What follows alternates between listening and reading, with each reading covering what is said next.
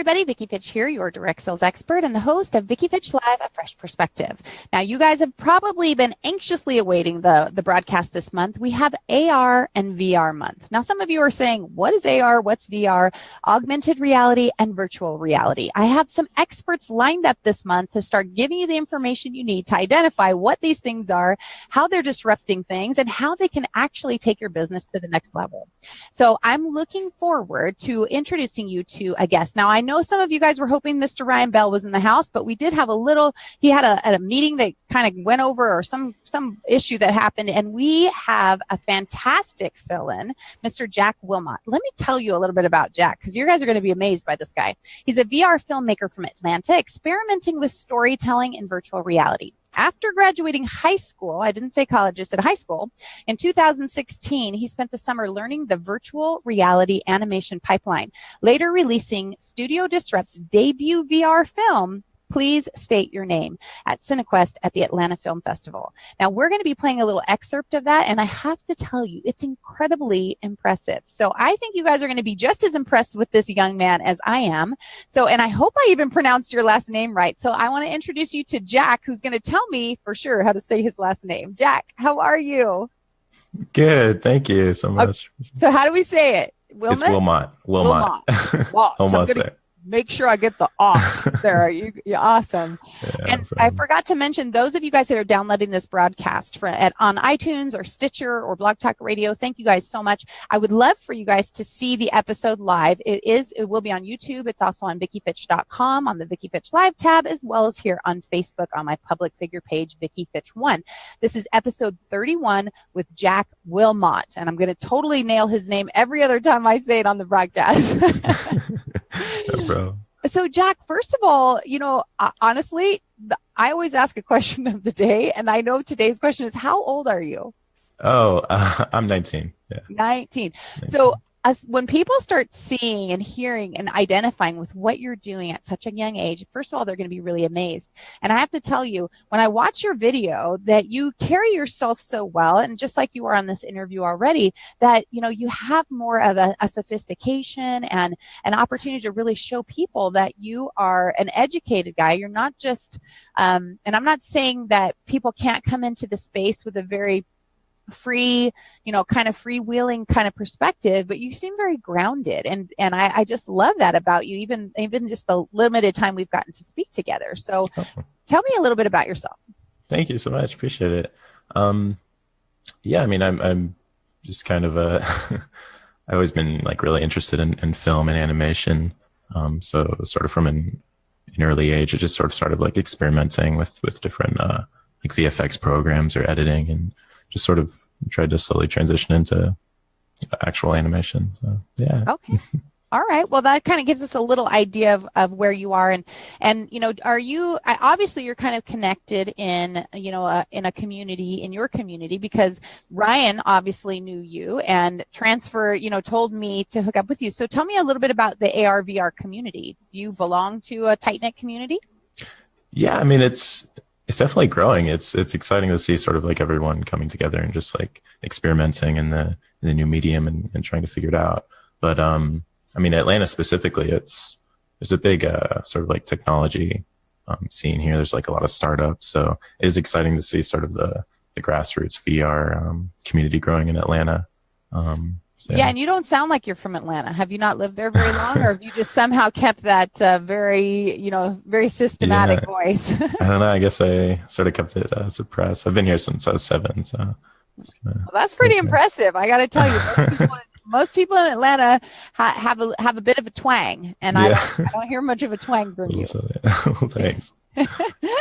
Okay, so as we talk about communities, you guys know that I have a Facebook group called the Entrepreneurial Rockstars, and we tend to bring people on to the show. We don't have a Rockstar of the Week lined up for today, but I'd love for Rob to pop that card up there, because if you guys are looking for an opportunity to be in a network, in a group of people that care, and somebody asked me the other day, do I have to be an entrepreneur? What if I don't have my own business? we honestly don't care if you have your own business. We're looking for people that want to give as much as they get. Maybe you're part of that, maybe you're giving opinions, maybe you're sharing quotes, maybe it's all about inspiration and motivation. So we would love to have you guys there. Go to VickiFitch.com and click the freebies tab and then just click the Entrepreneurial Rockstars. We would love to have you as a guest. And I know some of my regular people I realized aren't in there. Guys, do me a favor and check it out. I think you'll be pleasantly surprised, and we'd love to help support you in whatever efforts you have. So, all right. So let's get back to you, Jak. Tell me, who is Jak Wilmot? I mean, where did you grow up? You said you've been there since you were 7. Where did you grow up before that? And how many brothers and sisters? Like, tell me just a little bit about you so we can kind of, because usually people that come on here, I know a little bit about them and I kind of weave around their lives, but you're like you're a fresh perspective. We're going to get a lot of information from you. Yeah. So, I grew up in New York. Moved here when I was 7, and I was actually homeschooled from about 3rd grade through high school. Okay. So through that, I just sort of had a lot of free time to just kind of explore and try to find a sort of a path that I enjoyed. And I kind of found that film, at least for now. That could change later, but for now, that's sort of my passion right now. So I see some guitars and stuff on the wall back there. Do you also play instruments, or is that somebody else in the family? Yeah, no, sometimes I'll just kind of pick up the guitar or ukulele. And good way to think. The guitar or ukulele, because I always pick up the uke when I want to think. I just, Yeah, sort of strum at it, yeah. Okay, so that's not really true. But I do know how to play the guitar. I haven't played in quite some time, but I do know how to play the guitar. So nice. I can totally relate to that being a place that you can kind of zone out and just kind of let your fingers do the walking and kind of zone. Absolutely, yeah. Okay, so I'm going to play that clip in just a second, but tell me why. I mean, what is it? I find a lot of times people that go into the graphic arts fields, people that go into stuff where they're building short films or doing things like that, tend to have some either a quirky thing going on that they're not fitting in someplace else, or they have this really, creative nature or something. Is there anything specific that drove you there? Or maybe it's a family or a friend or someone that was already in, doing that stuff. What is it that drove you there? There's got to be some something that got you there. Yeah, it's a good question. I think I'm mostly excited about, things that aren't totally grounded, right? So you sort of have the film industry that's been running for, a very long time, and there's sort of an established industry there. So sort of seeing the VR medium in itself in both games and VR films, it's just sort of a new forefront, and that excites me. So that's kind of. But when did you start? Was it, you said something about when you were younger, you started toying around with it, but VR hasn't been around that long, or at least not in a really public sense, maybe more behind the scenes, but not really a public sense where people were selling, purchasing VR, gear and that kind of stuff. So gotcha. What do you think the roots of it? Yeah. Where'd you get started? What happened? Yeah. So it was a lot of YouTube videos, actually. Okay. So when I was younger, I would just sort of watch a bunch of visual effects YouTube videos and sort of different entertaining stuff. And I just sort of really related to that and kind of wanted to get in that scene. So through that, I just did a lot of learning and trying to make videos, and just sort of evolved. Yeah. Okay. Well, you know what I think what we're going to do is, because I want to talk about the short film that you've got here. We're not playing the whole 9-minute version, but Rob, if you could cue that up, then I think that'll launch us in and we can talk about some of that. So you guys check this out.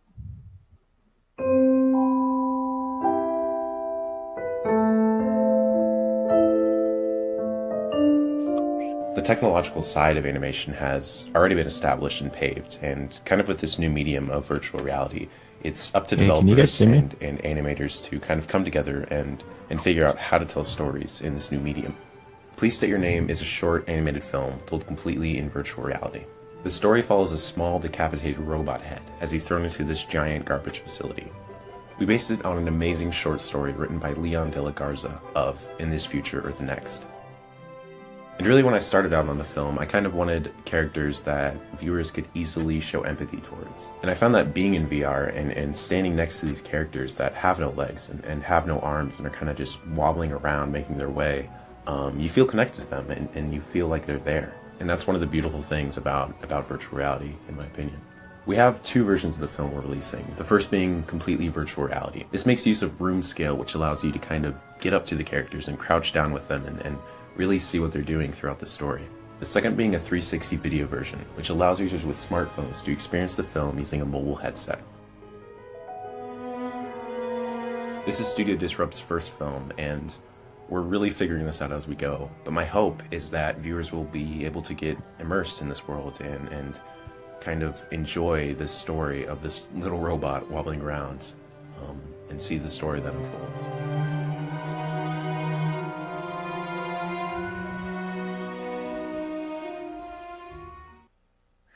Okay, so that video actually says that it's coming soon. So again, those of you guys who have downloaded the podcast and are listening, the whole video, you got to check it out. So I hope that you guys will definitely check out episode 31 of Vicki Fitch Live, A Fresh Perspective with Jak Wilmot.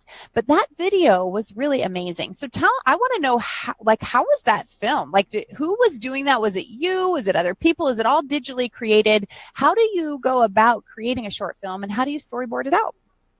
Yeah, so it's an interesting process because it's sort of like a mix between traditional like animated short film making or game design.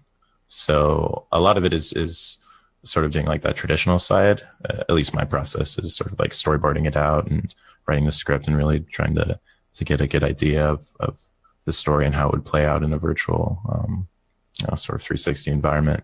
And then I basically just bring it over to like a 3D program, and sort of like the way that you would traditionally animate something. And then we bring that over to a game engine. Not to get too technical on it, but yeah, sorry. Well, and so creating that background scene, like here we see this little thing hopping, kind of hopping on like I don't know what that is, like a piece of a motherboard. I'm trying to figure out because, the thing, it's like hopping through this. So you created that digitally, or was that a background that you pulled out of something and then that's what started you thinking of the process of what you're going to put together? Okay. Yeah. So everything in that sort of world is created digitally. Yeah. So you can basically like go up to each object and kind of look around in the background and Okay. Well, and I see we have some friends in the house. I see Miss Stacy Lynn Harp. Tom Iwema is in the house. Hey, Tom, how are you, love? And I heard Mr. Anthony Conklin's here. I don't see his name popping up on the screen, but I heard Mr. Anthony Conklin's in the house. Welcome, you guys. Appreciate you being here. And if you haven't already, click that little share button and share this broadcast out. So like I said, when I watched that video, I thought, well, first of all, you handle yourself as a very grounded person. Second of all, the depth and perspective, because that's really, you're dealing with emotions there. I mean, you're dealing with a piece of loneliness. You're dealing with a lot of emotions, which I think is one of the things that's missing in a lot of today's marketing, is that people miss connecting with people on an emotional level. And when I saw that little video, I was drawn. I wanted to see the whole thing. I wanted to see what happens. And that is how we draw people in. So, what is it why did you pick that? Because sometimes, like, did you see a mouse sitting on your thing and you go, you know what, that thing's really lonely. And if it broke apart, it would have to hop its way through life. So talk to me, like, is there anything specific that spurred you on? Because usually there's something had to drive that line of thinking. Thank you. Yeah. I mean, it's, originally the story was written by someone on Reddit.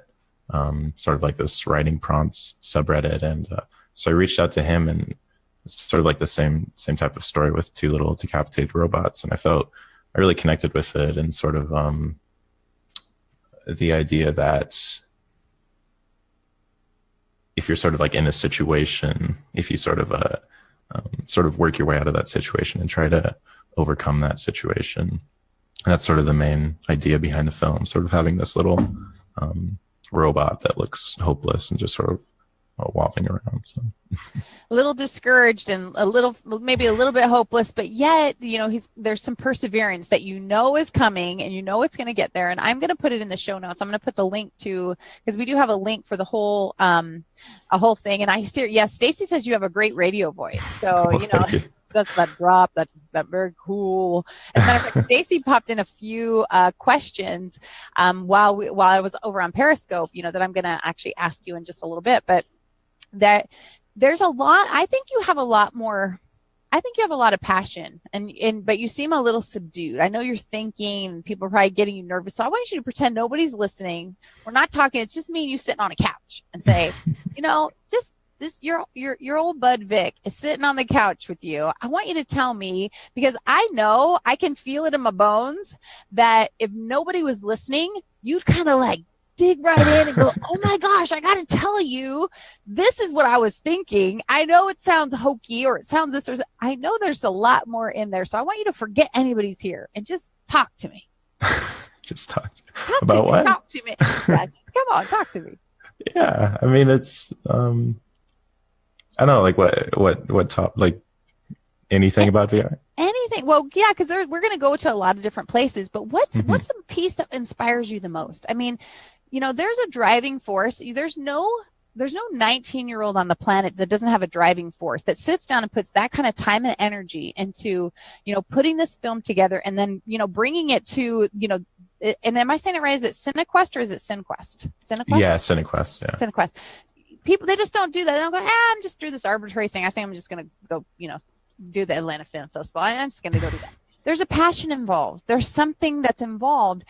And it comes from somewhere, because 19-year-olds don't spend their time doing anything they don't want to do typically, right? I mean, right? I mean, it's a passion.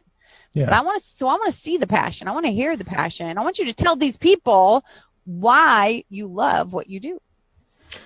Yeah, I mean, it's a hard question to answer, because I feel like I'm still sort of, figuring that out. I'm, a 19-year-old. I'm so deep for 19, isn't it, you guys? I mean, I'm still figuring it out. I love that. I mean, it's like, well, I'm so introspective here. You know what? I have mad respect for you. I just have to tell you that. I think that is amazing. And hopefully you don't feel like my probing is too much for you. No. I really want people to catch the vibe of who you are. No, not at all. No. Appreciate it.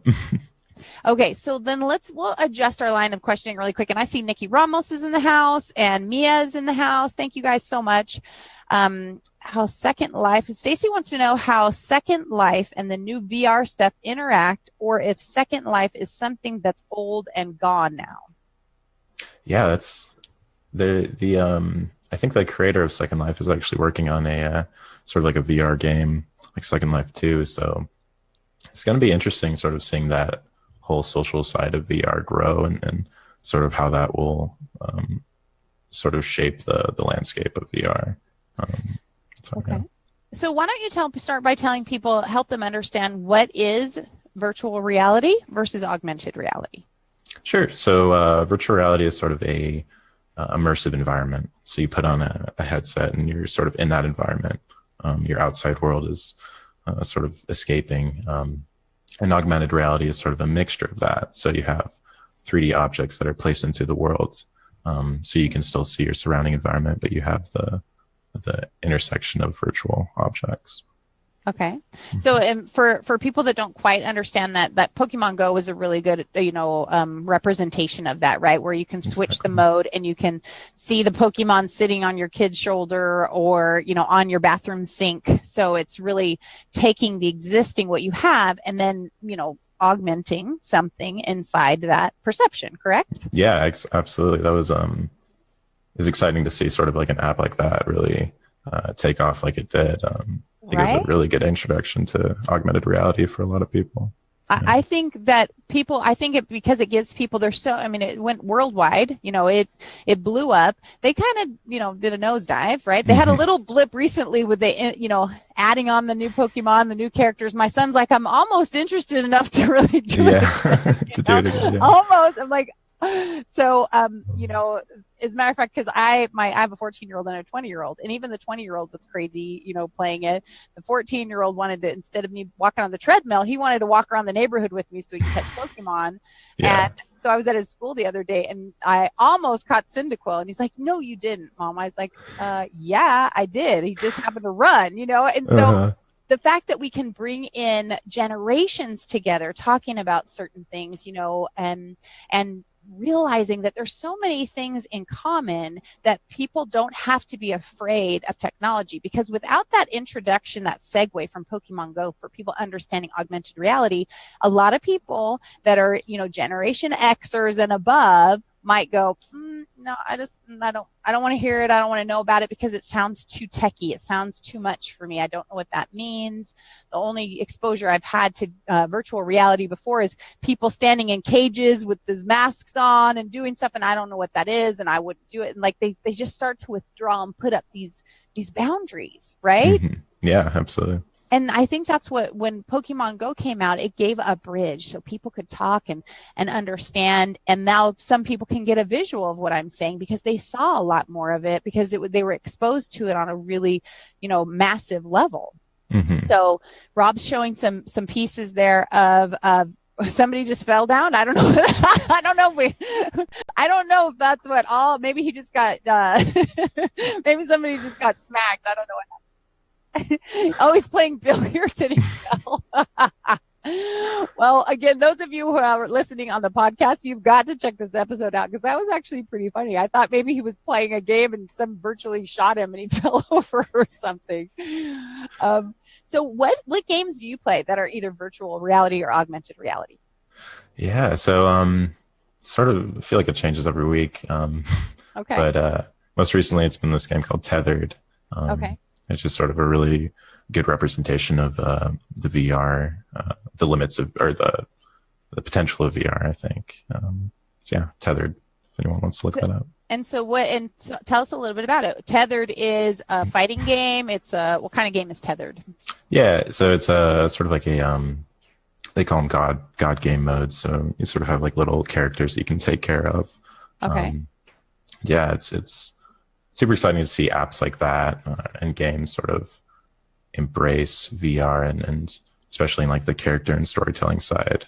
And sort of, because in VR, I feel like you feel very connected to the characters you're playing with. And so games like that, where there's little, you're taking care of characters is exciting. So is Tethered a game where you're playing one-on-one, or is it one of the multi-level or multiplayer online games? Yeah, no, it's just one-on-one. Yeah. Okay. And so are there a series of games that you can do in virtual or augmented reality that you're online with other people? Yeah, for sure. There's a lot of social apps right now. I think some of the most notable are Rec Room and a couple others. But yeah, I mean it's crazy. Sort of when you're playing like a single player VR game and then you jump into like a social aspect, there's definitely like a presence, like people, you feel like you're standing next to someone or talking to someone. So, well, recently I was at a Tony Robbins event and he was talking about the fact that and the technology he's got, he has, you guys, really quick. Stacy says she has connections cutting in and out. Can anybody else tell us if that is your experience as well, or if that's just a Stacy thing? Because we want to fix that if we can. But, tell us about that with people. Do you find that they get, do they get lost? Do they get lost in a virtual world and not want to come out and be part of society? Do they get lost because they're putting on a facade about who they are and how much strength they have and how they look and, and that kind of thing in a virtual world that's affecting them in the external world? Yeah, I mean, I think it's definitely possible. I don't think like right now we have sort of the technology and the content to sort of facilitate that. A lot of the stuff is just sort of like short experiences in VR right now. But I mean, definitely down the road when you sort of have bigger games that you can spend, upwards of 10 hours in, that could be a problem in the future. But well, because what I was saying, and I realized I kind of moved that thought and didn't quite complete it, that Tony Robbins does his event he's a hologram. He actually does an Australian event where he's a hologram, and he says he can literally walk right up to the people. And I believe what he said is he does have the little bars that pop up and tell him who the people are and tell them a little bit about them. Right. So it's this like this crazy thing that's coming. And there's always people that are always on the edge of technology, right? And they're doing new things and breaking through new boundaries. And so have you seen, what new technologies have you seen take over since you've been, kind of in the space or watching that grow? Yeah. So I guess it's not too new, but just recently I tried the HoloLens, which is Microsoft's sort of augmented reality headset. Okay. And that was just totally mind blowing. I mean, it's exciting to sort of know that the technology is there, right? But it just hasn't reached the market yet, the consumer market. So, yeah, I mean, I feel like there's something new every week that's coming out.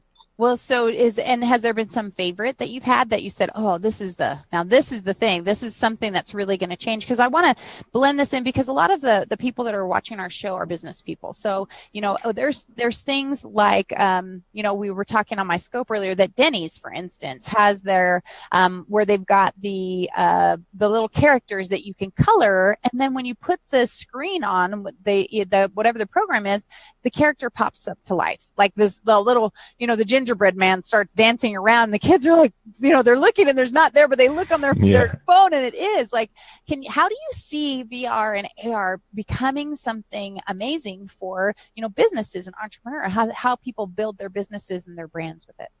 Yeah, for sure. I feel like, I don't want to try to predict the future, but to me, it sort of seems like the aspect of AR rather than VR will sort of be the main driving force in the business side of it, just for the sheer level of productivity apps that you can have in a augmented reality setting.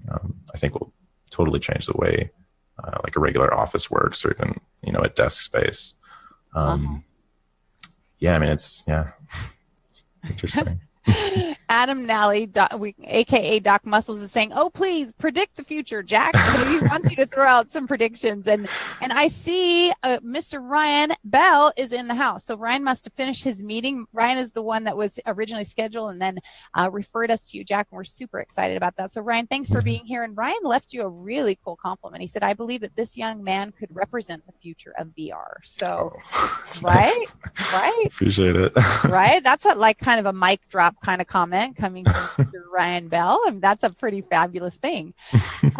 And Melanie Weiser's in the house as well. Welcome, Melanie. Thanks for being here, guys. If you haven't already, click that little share button for us and share this broadcast out. Again, I think that this is an opportunity for us to share a younger generation and what's going on with them and the opportunities that they have. And like I said, here's somebody that just got kind of started playing in the space and found a zone that he really enjoyed, and then developed some things that were from it, and those kind of things, that's what happens, Jack. That's how people invent something new. When you go, oh, well, this is really cool, I wonder if we could tweak that or turn, and then all of a sudden, boom, you just invented something that's revolutionizing the way entrepreneurs or the way people do things. Like maybe in the medical industry, where I know Robert Scoble's coming on in a few weeks, and he was talking about how people can actually fix cars. Like you'll be able to actually be doing what they're showing you, and you're actually literally doing it, and giving these physically touching objects that are inside that thing. And anyway, it's just, I think it's really amazing. It really is, yeah. It's so exciting to see something like new almost like every week. There's definitely at least to me, it feels like an increased level of innovation in the VR and AR front, because everyone's just experimenting and trying to figure it out, because I feel like no one really has an idea of where it's going 100%. So yeah, it's crazy. So if you were going to try and make some crazy prediction nobody's going to hold you to, what would you throw out there for the world? My hope is that the medium of virtual reality filmmaking will be sort of a go-to experience in the theater. So you'll be able to either go to a theater, fire it up at home, and be able to view movies in sort of this virtual world. So that's the only prediction I can. Well, I got to say, I experienced my first virtual reality at the Summit Live conference. And I know it was funny because I know that it was really it was a moment that people could have used against me for sure, because I know I'm sitting there and I'm completely immersed in what's going on. I'm rocking out to some music. I know people are watching. I don't care. I'm so lost in checking this stuff out, what's happening and what's going on around me. I thought it was amazing. And that is, when I had asked Ryan originally to be on the show, and he's like, are you interested in AR and VR? And I'm like, I really am. I don't know much about it, but I'm really interested in the technology and what happens and how it integrates and how we can change things, how we can make things different. Because that's what makes the whole space so interesting, is that it literally can change from second to second. Yeah, for sure. Yeah. And back to the, sort of the immersion that you were saying, that was definitely one of my first notable thoughts when I first tried it. Just sort of like being completely cut off from whatever room you're in. It's always crazy. And Rob's throwing something up. What is that, Rob? Is that a movie set or what was that? Oh, okay. See, there's so many things that are, as I look at that, I'm thinking, what's happening and what's going on there? Stacy Lynn was just saying that CNN is launching their own VR news unit. And Adam wants to know, what do you think the next generation of VR today for day-to-day activity will be like in the next 6 months?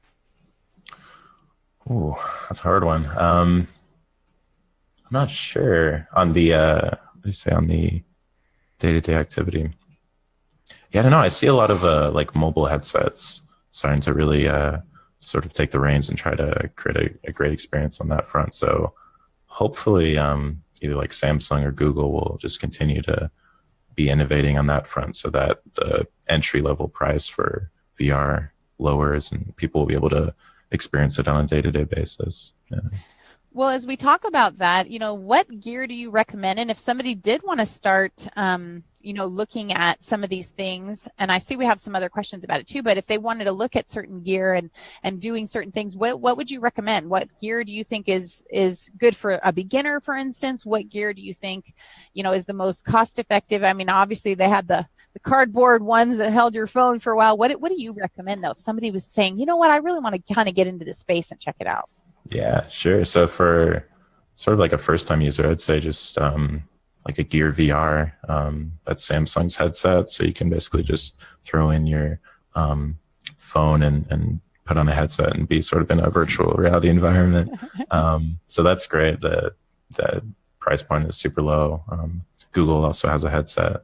But if you want to sort of get into like the room scale aspect of virtual reality, which is giving you the ability to walk around the worlds, like the Oculus Rift or the Vive is also a good option.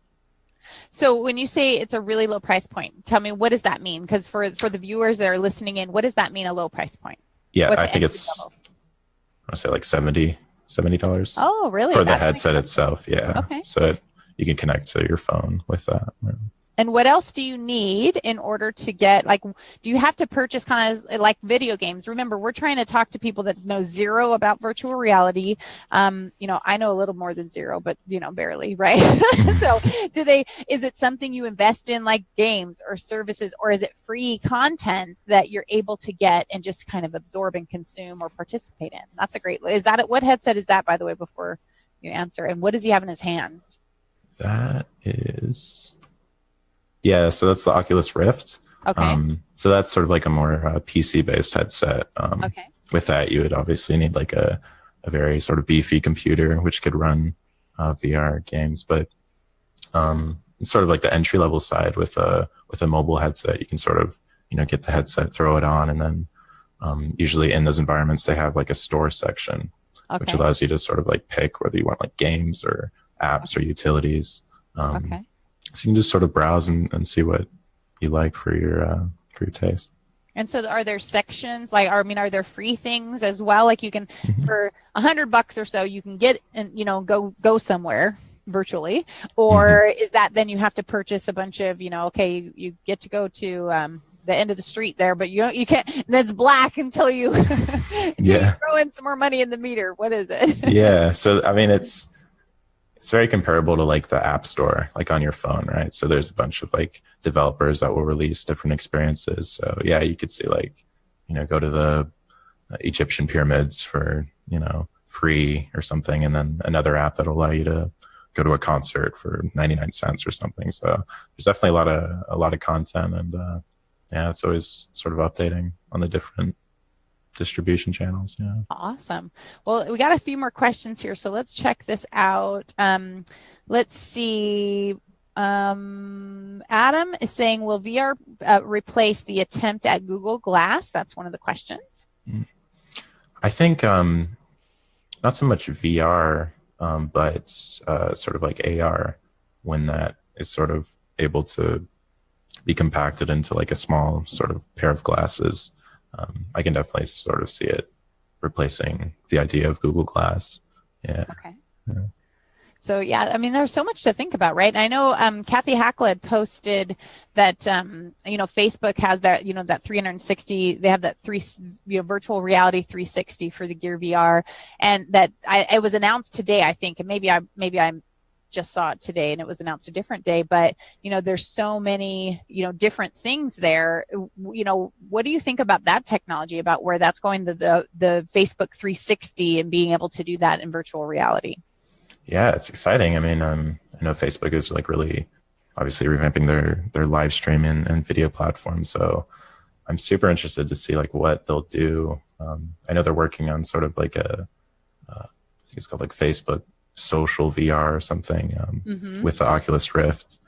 So that'll be super, super crazy, hopefully. So I can't even quite wrap my head around like how, it's like, okay, and Adam's asking something else, so I'll kind of tie these in there. He's asking about, let me get this. I think that VR could take interactive live streaming to a new level. Is anything like that being worked on? Because that's where my mind gets blown, is like, here I am, and then somehow you virtually can walk into my office and look at the books on my shelves. Or I know Rob has I don't know, what is that, Rob? Oh, okay. Oh, wow. Okay. So see, we're getting that. Rob is so on it today. Like he's, we're speaking. He's almost like that freaky thing where when you talk into your phone, all of a sudden ads start popping up. Rob is like, boom, he's on it. There's a Facebook 360. But imagine that there you go. So imagine if you could like walk in here and check out the books on my shelf, or to see what the titles were, and that you're physically able to look around and see the disaster that I have over there in the corner. No, no. We are not going there. No, but that's kind of what is stuff like that being worked on, where people can virtually come into your environment. Is it just the camera that needs to adjust, or what is it that people need to do in order to have that environment available? Yeah, so I know there's a lot of sort of like that holographic presence being worked on in the Microsoft HoloLens. So it'll be really interesting to sort of see like how that affects like business meetings. Like you're typing a business email to someone halfway across the country, and you can just both throw on a pair of glasses and be standing next to each other. So yeah, I mean, hopefully in the future something like that will be possible. Right. Yeah, that would be weird, wouldn't it? It's like, yeah.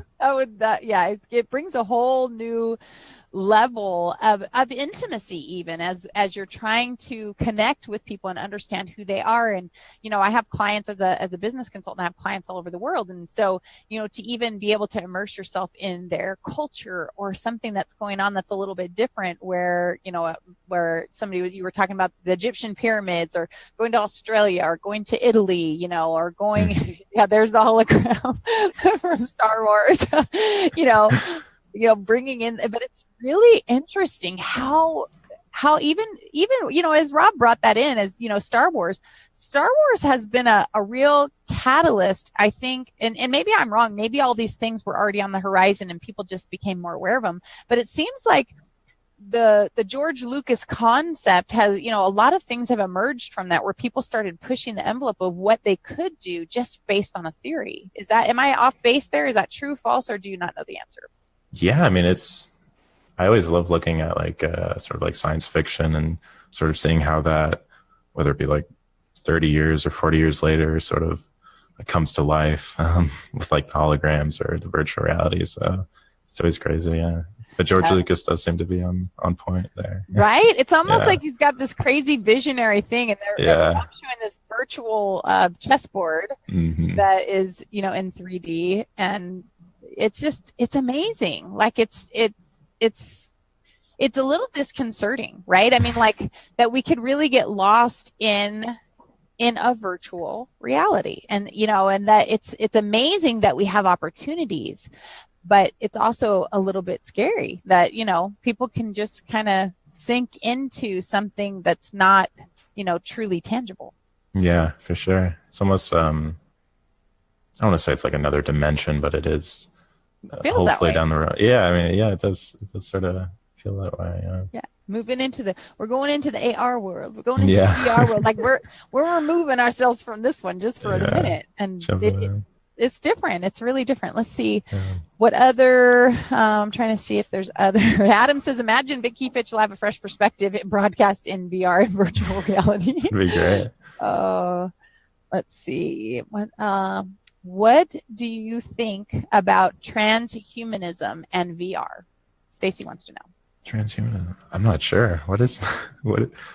You'll have to be a little more, you're going to have to explain that a little bit, Stacy, on what you're really trying to get at that question. But I know she had asked something earlier. She's full of questions. I think Stacy's very engaged in the conversation. She asked me about 2045.com. Do you know what that is? Because I have zero idea myself. I don't know. And it's something obviously to do with the AR and VR worlds. No, I haven't heard of that. Well, Stacy's she's going to give you lots of stuff. Adam, exactly. Adam wrote, VR is the first step before the Star Trek teleporter. That's exactly the old Star Trek stuff. What is it? Gene Roddenberry? Is it Gene Roddenberry? Is that who it was? And he came up with these things of, that people are developing, that it's just, I think it's just amazing. It really is. Because my brain is it's a linear thing. I'm a big vision thinker, but very linear. Trying to conceptually say, oh yeah, someday I'm going to be walking into your room over there while we're talking, Jack. I'm going to grab that guitar and just play really quick, and you're going to show me a new chord or this new, new things. Yeah, absolutely. I mean, hopefully it reaches there. It's I feel like everyone's sort of exploring it and trying to build the basis for an experience like that down the road. Sort of that higher level of connectivity with technology. And Will, do you think that it will stay connected, or do you think if people could virtually do that? Like, for instance, if I got to virtually go see my best friend over in England, would I not then take the trip? Would I not fly over and experience the sand and the sea? Because by then we're going to have it 4D and we're going to be smelling the same, fragrances. Will I not make that trip then to actually physically touch the sand and do that? Well, do you think that that'll stop? That people will not continue building their real life experiences because they're able to glean so much in the virtual world? Yeah, that's interesting. I don't know. For me, at least, like, as an example, like I love backpacking and hiking. So I sort of think back to a day on the trail. Like there's no real like substitute for a real life experience, right? Because you're feeling the wind and you're actually there rather than throwing on a headset and looking at a digital environment of a mountain. But once Go ahead. No, go ahead. I was just gonna say, like, once the technology reaches that level, it'll be interesting to see how much you can sort of tell the difference. Right? Yeah. And think about what I think is really cool, though, is like, see, I spent 3.5 years in a wheelchair, and it was a challenging time. And I remember thinking, this is silly, right? But I remember the day, after when I finally got out and I was healthy again, and I'm walking through the airport, and I was like, I'm a big girl again. Like I felt like a big girl again. But I had this sadness because I thought I would never ski again, and I thought I would never, hike again. And so that is where, if that was the truth, that someone, providing a virtual reality where I could, get back there or be there. So I think that there's some real therapeutic benefits as well to be able to engage people that maybe are, whether they're disabled or whether they've got a situation or an allergy or something that prevents it, that could be really, really cool. Yeah. Yeah, absolutely. I was was at a convention in Texas a few months ago, and there was someone speaking about the implications of VR with people going on or undergoing sort of like drug rehabilitation and sort of those cravings, and using VR when they had a craving and sort of putting on the headset and being in this soothing therapeutic environment. So, I mean, the uses for it are always crazy. Yeah. Well, that could certainly, and I like to think, oh, Nazim is in the house. Nazim is over in Italy, and it's a crazy time right now. I don't know, it's like 2 a.m. or something. What is that, Rob? Doctors? Is that Dr. Huh?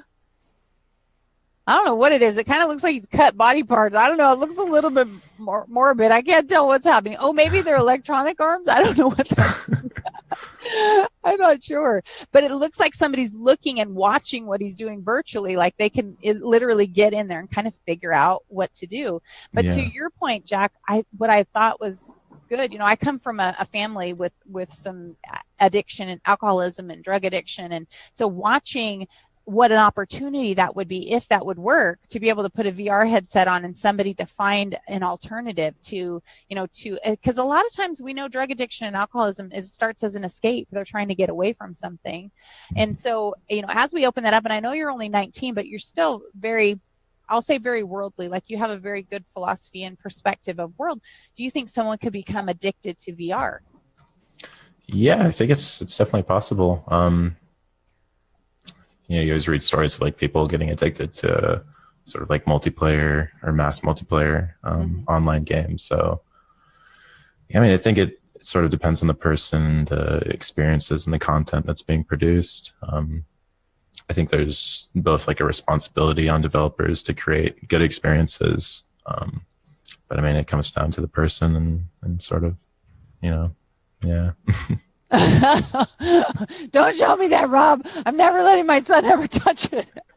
Which, this brings up a good point that Stacy had asked too. She said, at what age should children be able to? I know like when the Nintendo 3DS came out and there's the 3D function, they recommended kids under 12 not use that function. And so where's that line of, I mean, is there statistical data that's come out that says, that the brain hasn't formed yet, and so this is not a good place for kids to be? Or, what is it? What's the data? Do you know?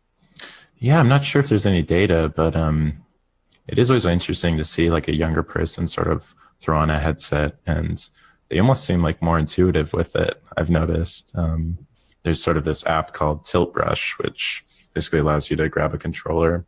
Sort of have one right here. So it'd be like a controller like this. You can basically draw. Put it in the screen a little bit more so they can see it. Yeah. Over towards your face. Move it towards your face. There you go. There, a little bit more. Because remember, look at the top screen. There you go. All right, there we go. Okay, and what is that? That's a tilt brush, you said? Yeah, so this is a controller, and you can use this for an app called Tilt Brush, which allows you to basically draw in the sky. And I've noticed, like, when kids sort of jump in that app, they're very intuitive with it, and they can just sort of immediately catch on and just start drawing. So it is interesting to see sort of the age differences in VR use. Yeah. Well, I think that also kids they don't have preconceived notions about what they're supposed to do. They haven't been formulated, well, this is how you walk, this is how you this is what you do. They just kind of intuitively grab or pull. Now, okay, then VR, is that VR? Because that looks like it's real. So they're actually putting something out. Again, you guys that are downloading the podcast, you've got to check out this episode. Rob is like, he's on it today. He's got so many videos and clips and GIFs that going on that you definitely want to see episode 31 of Vicki Fitch Live, A Fresh Perspective with Mr. Jak Wilmot. See, I'm getting it. I got to remember the ought. No. Adam says statistical data shows that addiction for sensory immersion is more likely before age 25.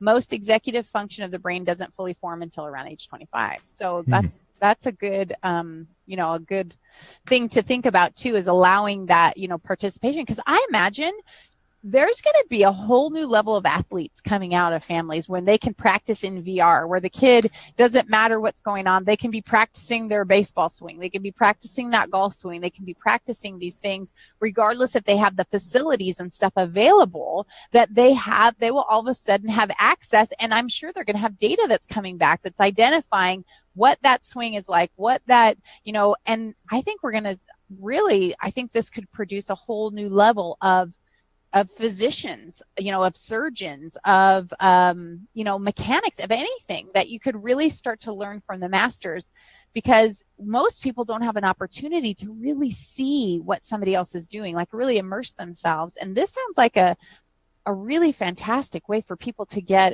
it's like an on-the-job training where they could walk side by side with a master who then goes, oh, look at this. You won't see this often, but this muscle that's right here really should be here, or these electric wires crossed, and look at this, and how, and just the education that is, that's possible is just phenomenal. Yeah, absolutely. I know there was a convention last week called GDC, which is the Game Developers Conference, and there's sort of a booth there that I think it was a medical company, but they basically made this controller that allows you to do very precise surgery. So it's basically this tool while you're in virtual reality to practice surgery, which obviously cuts down costs on sort of having a physical environment there, rather doing it virtual for training and stuff. So it's always interesting to see the different uses for it. Well, yeah, and that's a good point. Like even the need for cadavers would be cut down. The need for, even the test, dummies and stuff that they have, are, that are doing different things. So again, there's an opportunity for a huge cost savings, and with the educational level. So people can start to, and again, if people could get more of this hands-on education, maybe even for trade schools, learning how to do computers or different stuff, it could make a huge difference on people even across the world that don't have access to higher end education systems, but then could virtually, get that, and not just that regular education, but really diving deep. Yeah, absolutely. Yeah. I know Adam said there's nothing like actual surgery and cadaver, and I totally agree. I mean, it's always interesting seeing like the differences between like the virtual training and then the actual real life, but it is exciting to sort of be able to for students to practice in virtual. Yeah. Mm-hmm. And giving them some experience before, just like I believe I saw some statistical data, and I could be wrong, but I thought I heard some statistical data that said that piloting, fighter jet piloting and stuff, the accuracy and the less incidents of accident and that kind of stuff, it just went up astronomically when they started using virtual machines to train, and like video game type machines to train people how to these fighters, but these jet fighters and stuff, and doing zero gravity. And I'm trying to remember where I saw that. You guys, if you know what I'm talking about, pop it in, and there's an article on it, because it was a pretty fascinating thing. I mean, the number was astronomical, the change in deaths from people learning to pilot, and from pilot errors. It was just really dramatic. So wow. It shows us that there's so much here, so much possibility. Yeah. Let's see. Nazim says, I was quite blown away from finding about the gamma knife for brain surgery. Would be interesting to see if VR could be incorporated with it. There you go. Right? With zero gravity, now there's a game. I think I'm going to skip that one, because I'm pretty sure I know what would happen for me in zero gravity. I think I'll stay right away from that one. Well, we have like a ton of stuff to talk about. A lot of other things that are going on here. I really want to take a quick, thing as we talk about, how you film virtual reality. We saw a little camera crew that was on site there, and one of the things the clips that that's pretty cool, Rob. One of the clips that had been popped up that we saw people, how do they film for virtual reality? So it's really not just taking a 360 camera and going around, because you'd have to have these in a bunch of locations so you can have that 360 view from all sides, not just 360 view around you as the person, but from all over. How do you film for virtual reality? Yeah, so there's it's interesting. There's sort of like two levels of like current day VR film, which is one is 360 video, and then there's the other, which is I like to call like room scale stories, which a 360 basically have like a camera. I don't have one on me, but basically captures like a 360 environment in one place. So you can set the camera in one place and capture the 360 environment. But then on like the room scale side, there's, at least for me, we basically do like a real-time animation, which allows you to walk around the room when you set the camera there. But then there's also, you know, technology being created right now, which is called like light field, which actually captures sort of like the physical light in an environment, which allows you to walk around the live action. Yeah. So. Gotcha. Well, so to film that, wouldn't you have to have like literally cameras that were bouncing off of each other? Because you'd have to, like, for here, my office is a bad example, but let's say we were at Knott's Berry Farm. I saw somebody talking about Knott's Berry Farm having some virtual reality things. Well, we'd have to have, you know, all around me plus all around that, you know, that unit. You know, Rob, that camera that you had up, is that a virtual reality camera with all those angles? Because there was like, yeah, is that, I mean, because that's way more than a 360. I've seen the 360 cameras there. That seems to have a lot more depth to it. Am I right or am I wrong? Yeah, for sure. So there's, I'm not sure if that one, that might be like I think it's called stereoscopic, which basically is like a 3D 360, which gives you like two different perspectives. So when you have a VR headset on, you sort of get like that extra level of depth. Okay. So there's a lot of different cameras that range from like a couple hundred to multi-thousand. So okay. Yeah, I mean it ranges. And so do you have to set up multiple of those cameras all over the place to capture everything, or is there a method to that madness? I mean, have you ever had to do that? I don't have much experience with live action VR filmmaking, but yeah, I mean, I know it's like for one set, sometimes someone will place like the one camera and sort of act out that scene, and then maybe they'll move the camera and act out that scene in a different angle, which allows you to sort of transport around. Yeah. Gotcha. Okay.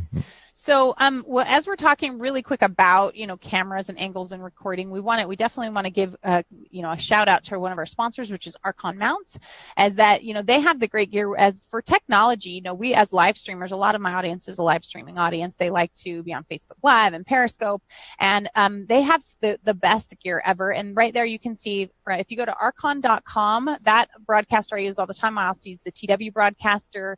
They have the new ring light that helps out with your lighting and stuff. It's amazing. So go to archon.com, use the code FitchSlap. You guys, you know, from my other podcast, Red said FitchSlap, and you'll save 20%. So definitely check it out. If you guys need some more information, you can go to VickiFitch.com and go to the resources page. There are actual clickable links right there to go over there. Just don't forget to use your code so you can save 20%. So as we go back, you know, and talking to you again, there, like I said, there's so many things to you know, kind of venture into here. What is your favorite part of it, and what would you want to share with the audience? You know, what information do you really want to deliver? Yeah, so I don't know, it's I think my main thing with VR right now is that I always say like everyone is experimenting, and that's sort of my driving force for VR right now. I think it's exciting to not really be scared of like trying something new in VR, and because everyone's trying to figure it out. So yeah, I mean, it's just sort of explore it and try to figure out the technology while it's growing. Yeah.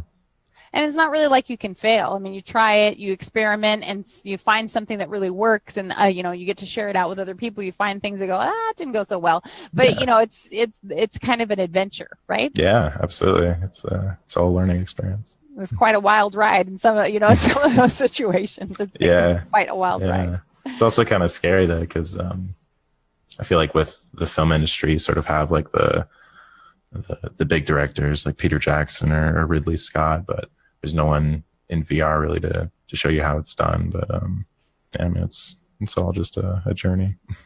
Right. Well, and you could be one of the pioneers, right? I mean, it's all coming around, but somebody's going to be the George Lucas. Someone's going to be, someone is going to ask the right question or connect with the right people and have the right thought process that starts leveling it up. Because, 100 years ago, nobody was thinking I'm going to virtually do anything. They were there was a whole different thing. And you go back even farther than that, people weren't thinking about cars. They weren't thinking about air conditioning or ice boxes turning into refrigerators with ice makers. I mean, there's just the mind is what really is what's the catalyst to bring even more and more to us. And that's what we want to continue to remember. So what businesses do you see that are totally rocking rocking the VR world, using live streaming, using VR, using augmented reality? Have you seen some businesses and brands that are using it? Yeah. I see a lot of sort of in like the VR journal community. So you have like Upload VR and obviously VR Scout. It's exciting to see these companies just sort of putting 100% of their resources into VR and trying to drive the industry forward. And then also sort of like the more established companies like Valve and some like Facebook, one of the bigger ones. I think they're sort of the pillars that will drive the industry forward. Well, or they'll be the little guy will be the one that comes up. When Facebook that's true. When Facebook started, it was not anything anybody was looking at. Very true. College kids hanging out, and look at it now. 1.5, 1.8 billion users a day. It's the big daddy on the block. It doesn't mean somebody can't come and topple them. Oh, yeah. It means it's a David and Goliath situation, but it's possible, right? And so people, sure. It's all that mindset of saying, hey, I have an idea I want to explore, and who can I talk to about it? Who can I connect with and see, if I can go somewhere? You went to, the film festival with your product. You didn't have experience in it beforehand, but yet you created something and thought, hey, well, this is good enough for me to bring somewhere. So the spark, some kind of spark is something sparked. I don't know if you guys hear that. Do you hear that? Yeah, I hear about. No problem. I don't know what that is. So anyway, that was a bell telling us it's time to go. No. I lost my train of thought there for a minute. I was trying to figure out if I was having a moment. Maybe I was going to have one of those senior moments where all of a sudden bells were ringing in the left ear and then the right ear. Then they were in unison. I didn't know what. No, bro. But yeah, no. I mean, it's. I feel like those companies are obviously the pillars, but at least for me, like I see like a company called Oculus, which is they're sort of like the original creators of one of the first VR headsets. Mm-hmm. They sort of pioneered this medium of virtual reality animation. Mm-hmm. And so I feel like when those bigger companies sort of explore the space and sort of share what they've learned, it sort of gives people like me like the ideas and sort of the go ahead to just sort of explore as much as you can. So do you see a lot of, and I say kids, not meaning that you're not an adult, but, younger generation getting into this space from the tech side, not just the participatory side where they just want to kind of get involved and play, but do you see more kids like, that there's going to be college courses and different things coming out? Do you see a surge of people, or do you still see it more as the bigger players that have these executives that they're pulling in and that kind of stuff, investing in that stuff? Yeah, I see a lot of sort of not as experienced developers diving into VR development, which is super exciting to me. I know I can't remember what college it was at, but one of the colleges like offering VR filmmaking courses to sort of learn the basics. So yeah, I mean, I think the more people we have experimenting, the greater we can innovate. And are those smaller colleges, or are you talking about some major colleges that are doing that? I can't remember the college, but yeah, I can't remember. Just knowing somebody was doing it. Yeah, that's absolutely. Pretty cool, right? Yeah, for sure. So maybe we have the next professor of VR, AR right here. That could be you, Jak. Someday professor. He's like, oh. Like, no, that's too boring for me. I'm going to totally be out there. I'm going to be living it. I'm going to be the one that they're filming to leap across the tall buildings. And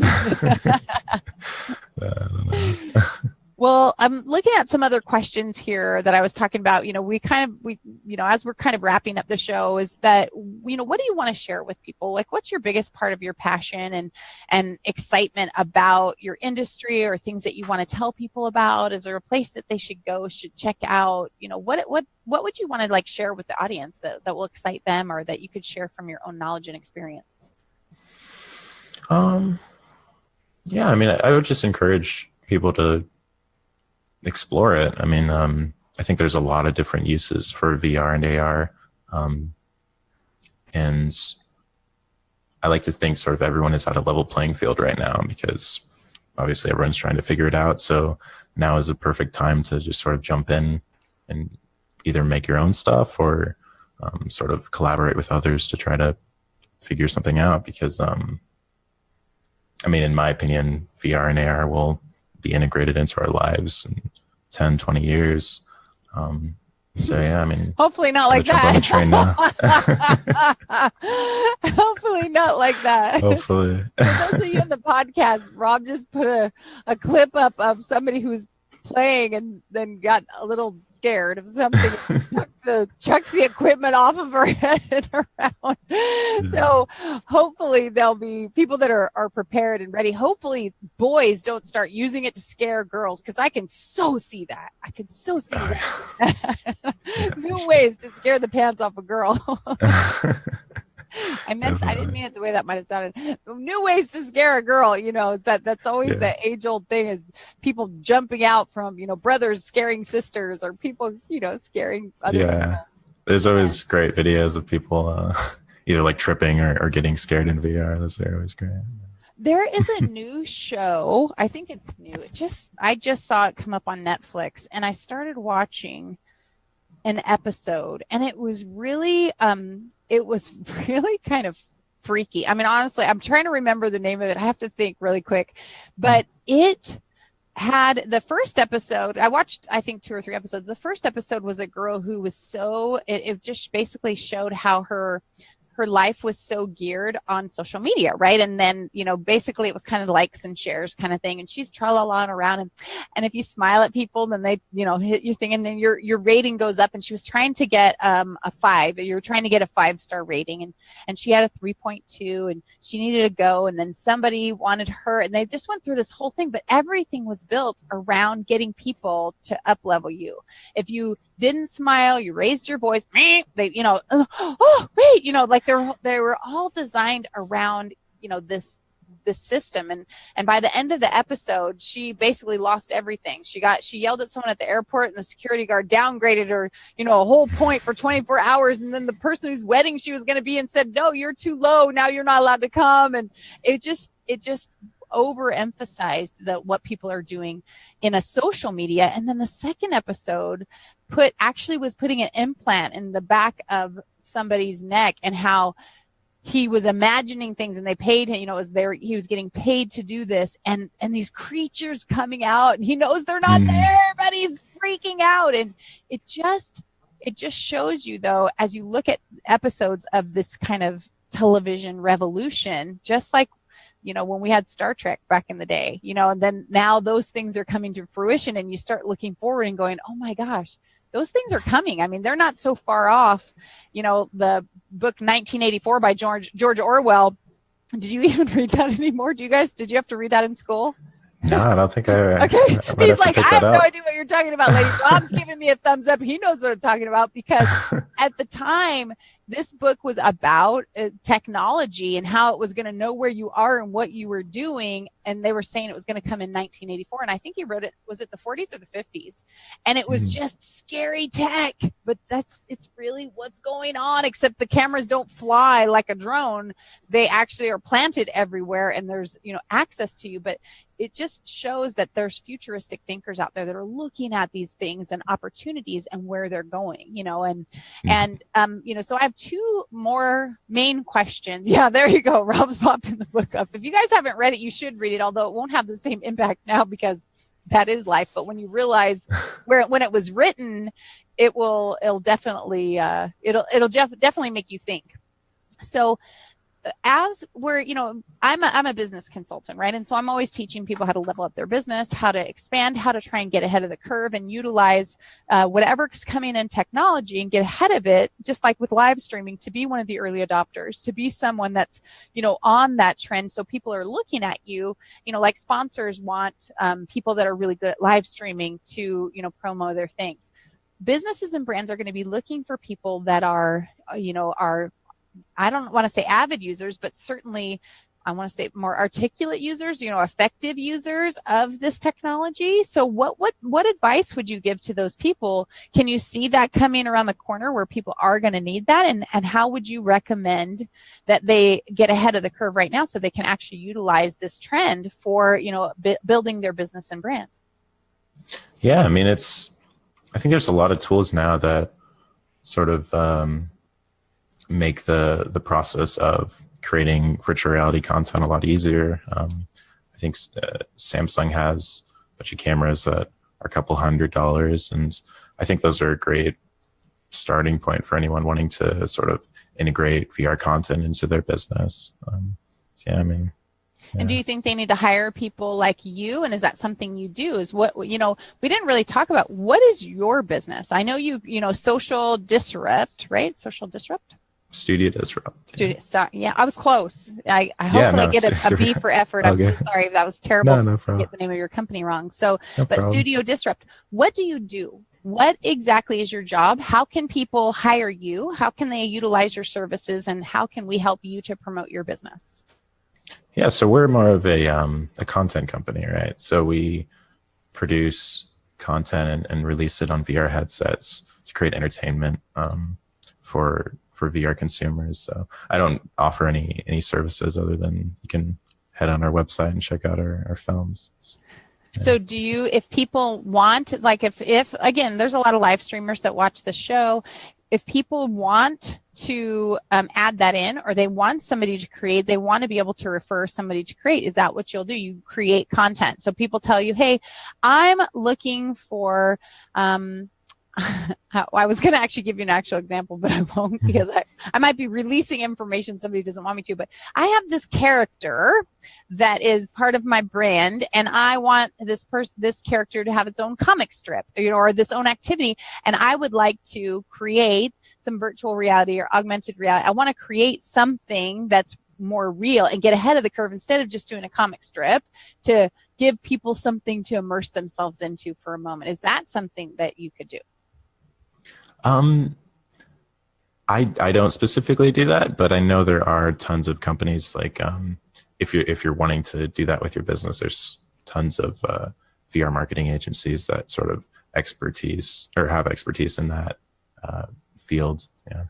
So what would your company do? So try and make it, clear for people that want to do business with you. What would they come to you for? You're a content creator. What kind of things would they create for you? If they wanted to do business with what could you create for them? Like, what do we're not looking at your sales page right now. So why don't you tell people what they could, what you do? How can we help you to build your business? Who are your client? What do you do for them? We create entertainment for the consumer market. Yeah. So, I don't offer a service other than releasing my films for people to watch. But do you create films specific? Yeah, yeah. So I create like stories that I've written and stuff. Okay. So I don't necessarily take on other projects right now. But I know there are tons of VR companies that do. Yeah. So for you, the way you get business is somebody just sees your content, you have it on a space, and people can just purchase your content for their VR headsets, or if they want to use it in their own short film or something like that. Yeah. So we're on a lot of the VR storefronts. Okay. So mainly the computer-based VR. So you can head on there and watch our films. We're also in a couple of theaters in China playing. So yeah. Okay. Well, so that, and because like I said, people want to know when they hear you here on the podcast, they want to know, how can they get, how can we get involved with you? How can we follow your career? We already know that Ryan thinks you're going to be like a superstar in the VR world. And so we want to be able to follow you and connect with you. So what's the best way if people did have What about speaking engagements, for instance? Have you ever been asked to speak or do other podcasts if other people are interested in this field? What's the best way for them to reach you? Yeah, absolutely. So we're on Twitter at Studio Disrupt. We're on Facebook at Studio Disrupt. And then our website, studiodisrupt.tv. And on our contact page, you can reach out to me at any time and set something up. Excellent. Well, and is that something you're interested in doing? Are you looking for opportunities like that, or do you really want to stay behind, in your own zone? Yeah, I mean, it's always interesting because I feel like I'm obviously not super experienced in VR. Like I'm still trying to figure it out. So I don't want to, go around acting like I'm an expert because I'm not. But I mean, if anyone is interested in hearing more, then I'm always happy to talk about it. Well, we're super excited that you, for sure came and gave your content, gave information, gave people a little behind the scenes thing. I don't know if there was some other questions. My iPad keeps crashing on me. Nazim said he looked at tech years ago for his daughter's case, but it was not applicable. I don't know what you're talking about, Nazim, but if it was something medical, or I'm not quite sure. Do we have some? Okay, I'm getting dizzy. I'm still getting dizzy. Oh, Rob's pulling some tricks again. He's trying to see if he can make me sick on the show, but I think he's very, very, he came very, very close to doing that for sure. But I don't know if there was any other questions that I missed. If so, you guys pop them in the chat box. Again, those of you guys who have downloaded the podcast on Blog Talk, iTunes, Stitcher, wherever you're getting this information from, we really appreciate you being here. I appreciate the fact that you guys are connected, and I'd love for you guys to come check out episode 31 with Mr. Jak. He is an inspiration. Like I said, at 19 years old, he's cute as a button, first of all. He articulates himself very well. Obviously, he does have a great radio voice. We heard that from some of the other audience members, and I'm sure you guys that are listening heard that too, that he's kind of that full package. At 19 years old, he's entrepreneurial enough to start a business, continue, and put himself out there.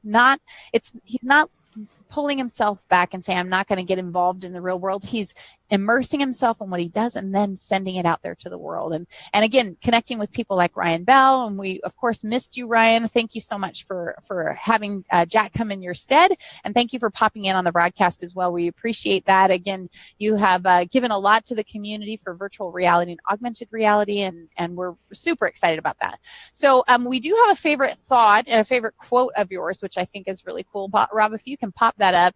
This is, this quote you shared with us, because it's so new, no one is an expert in virtual reality. And what a great quote that is, because, in live streaming, we find when sometimes a new app will come out and like within 24 hours, people have their expert guides and their courses out. And you're like, really? I mean, honestly, you really... I mean, unless there's zero features, mastering it. And if you're selling a course and there's no features to master, then I'm not sure that's really the best thing to do, but it cracks me up. So I love the fact that you're identifying that even though you're in the space, even though you've done some things that are notable, that you're not claiming expertise, but it sounds like you're working towards it, that you're investing your time and energy into understanding the players in the space and what technology is where and how to use it. And I really respect that. I think it's, I think it's really fantastic. Thank you so much. Yeah. I mean, it's definitely a learning process. I know, I think some people say it takes like 10,000 hours to master something. So just trying to get on my way there to master. Like 10,000 hours. That's a lot of hours. Yeah. The rest of us are trying to get our 10,000 back. Like, wait a minute. I think I've bet about 50,000 hours in this. No. Well, I think that's really exciting, and I love you're out there in Atlanta, Georgia. So if you guys are checking out, when they go, because again, I'm not experienced in this space. If they go to a virtual store, is that what it is? It's kind of like the Google Play Store. There's a virtual store that you go to download content. Mm-hmm. And would they go to Studio Disrupt, or did they go? So your stuff's there. How do they buy that? Yeah, you can actually just pull it up in your browser. You can go to studiodisrupt.tv. Okay. And pull up the film and sort of view it in your browser. Or if you have a PC-based headset, we're on something called the Steam Store. which is basically a collection of different VR films and games. So, okay. Yeah. So it's not the same Steam as the video games my son plays. It's a different Steam, or is it the same Steam? It probably is Steam, yeah. Okay. It probably is that, yeah. I am familiar with Steam because it's on my iPad. It's on a lot of things. Yeah. Well, I've so enjoyed having you here. Do you have any last parting words that you want to share with people and let them know, or get them excited about, or tell them, what's next on your journey? What are you doing next? Yeah, thanks. It's been very enjoyable. So we're I'm actually driving over to South by Southwest tonight. So we'll be there from the 11th through the 13th at the Retail Innovation Lounge. So if anyone is there, you can come check us out. And then coming in April, we're releasing our second film. So if you follow us on social media, you can get updates with that and check it out. Fantastic. And so I know a lot of people that are going to South by Southwest, and so you've got. No, I'm done. Can you guys hear me? Can you hear me? Oh, there you go. That's a technical glitch there. For those of you who are listening on the iTunes and Stitcher, you didn't see that I had my microphone. I had to cough a moment ago, and I had my microphone tilted up at the top of my head. But that's how we get to embrace our inner us, right? So anyway, I know a lot of people that are going to South by Southwest, so I definitely want them to definitely connect with you and hook up with you. I think Brian Kramer and Courtney Kramer are going to be there. Some good friends. Joel Comm might be there, so hopefully they will come and check you out and say hello. And as we bring this to a close, you guys, I really am excited about what's going on. I want to remind you guys that next week, again, still for VR and AR month, we have Miss Cathy Hackl in the house. She is an amazing lady. She's actually going to be doing a giveaway on the show, so somebody is going to leave this show next week with some gear. So if you guys are listening to this broadcast anytime outside of March, let's say March the 9th. Today's March 9th, I believe. Or is it the 9th? I think it's the 9th. It's the 8th. That's close enough, right? Close. It's March 8th. Kathy's on next week.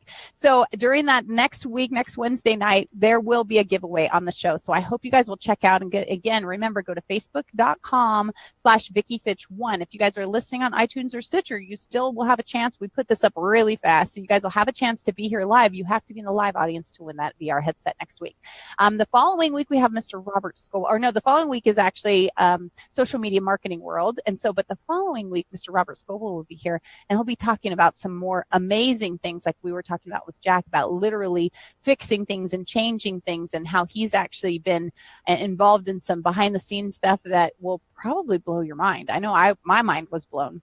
So great opportunities there. And then you guys know I have another podcast called He Said, Red Said, where red is always right. And I am still on the hunt for he, although I have some really good candidates. I'm on the hunt for he. And so if you guys are interested, go to hesaidredsaid.com, click that link and submit your application. If you don't hear back from us, we've had some glitches with people not getting through. Just email me directly, Vicki@VickiFitch.com. Just send me an email and we will definitely get you onto the show. If you haven't heard from us, let me know and we will get you scheduled for your pre-interview. And then right after that, we actually do have Mr. Jeff Adams is on He Said, Red Said next week. He is a kooky guy. If you guys don't know Jeff, he is kooky and fun, and it's going to be an amazing show. So definitely be there. That's on March 13th. And let's see, we're going to close out the show. This has been a phenomenal show. I want to make sure you guys have an opportunity to get a hold of Jak, and we have a card up here that you guys can take a screenshot of and make sure that you can connect with him on all the social media platforms, because again, he's somebody that you definitely want to watch. Now, for those of you who don't know me, I'm going to introduce myself really quick. Guys, my name is Vicki Fitch. I am a direct sales expert. I've been in the industry 20 years, top 10 sales and recruiting internationally for more than a decade. I'm also an author, a speaker, and an international business consultant, helping you to get outside the 5,000 to turn your passion into your profits. If you guys are ready to level up your business and you want some direction, some clarity, go to Vicki Fitch, VICKI, F as in Frank, ITCH.com/20 and fill out that consultation. I'll give you a free 20-minute consult to help you build your business and your brand. So guys, I appreciate each and every one of you. I thank you for being here. And I want to remind you, like I always do, to dream it, believe it, and achieve it. Ciao.